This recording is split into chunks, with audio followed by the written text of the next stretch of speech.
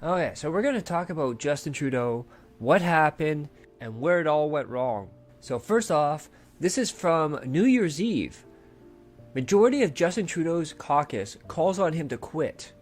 Liberals want the Prime Minister to reveal his plans as soon as he's back from the holidays. And we see here, majority of his caucus now calling him to resign. Prime Minister Justin Trudeau is on a ski holiday. Must be nice. Reflecting on whether to stay or go.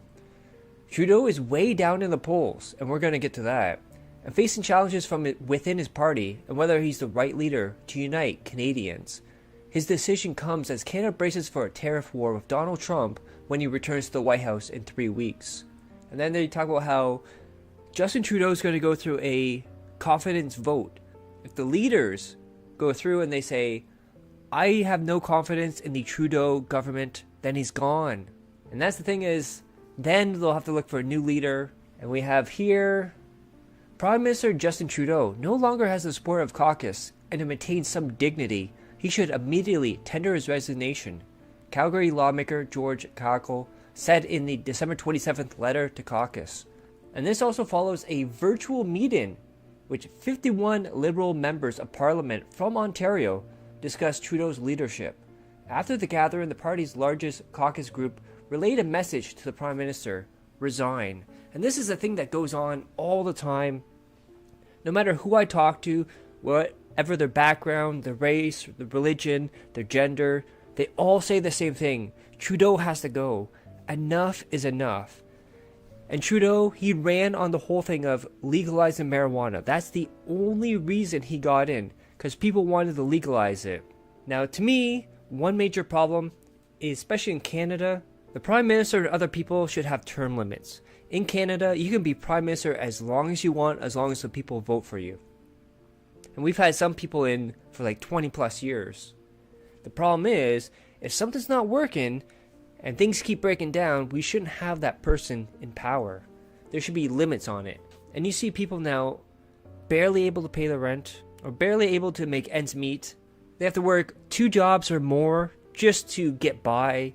Some days they'll say, okay, I have to make this choice. Should I be able to pay a bill or eat food?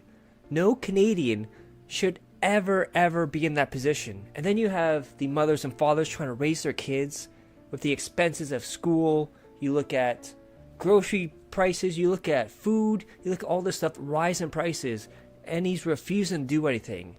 What he does is he sends money out to other countries. He immigrates a lot of people, more than there needs to be. And the fact of the matter is, he is not right for Canada. And then let's see what happened with COVID. Oh, we're just going to send money out. We're not going to check everyone's background. We're just going to give it out and we'll deal with it after. And what happened with that? People were taking advantage of it. People that weren't qualified were getting it because they were just giving it out to anyone.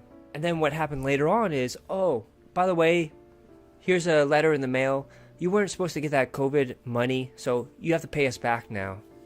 And some of them were like $2,000+. So to say that people are fed up with him is an understatement. And it was only a matter of time because the pressure was growing and growing. Then when Donald Trump got elected, it was all over. Because you know Donald Trump's going to bully Justin Trudeau, who bends over for everyone, gives in to anyone. Let's be honest, Justin Trudeau is a pussy. So the fact that this happened, there's no way he can say, oh, I didn't see it coming. For a year, Trudeau faced calls to step down from his party he's led since 2013. Yeah, it's been 12 years he's been Prime Minister. Demands intensified after the explosive exit of Christina Freeland earlier this month. Trudeau's longtime ally quit as Deputy Prime Minister and Head of Finance, citing tension between their offices over how to handle Trump's tariff threat, along with a domestic holiday tax break. Now, I will say this. At least, he said recently there's no snowball chance of hell of Canada becoming the 51st state. It's nice that you're trying to do that, but at the same time, you're a pussy. You need to shut the fuck up. Now, you're probably wondering, how bad is his support? How bad could it be that everyone's asking him to resign? With all the rise in prices in grocery, rent, utilities, name it across the board, everything's rising, he's refusing to do anything. Well, my friends, Justin Trudeau and his party are at 16%. And as you can see from the title there, it's the Liberal Party's worst result in 157 years. which is absolutely mind-blowing.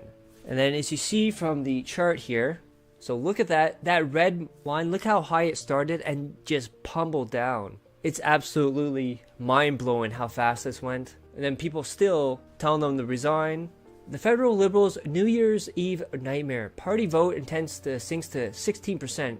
Trudeau approval at all-time low. Then you see the different markers there. And then that's the other thing too, is they went from a majority to a minority. Now everyone's turning on them. You know when the NDP turns on you, it's bad. So Justin Trudeau says he's going to resign as Prime Minister, but he's going to stay on till his replacement happens. Of course, this is his way to get out of this without actually losing. His ego can't handle it.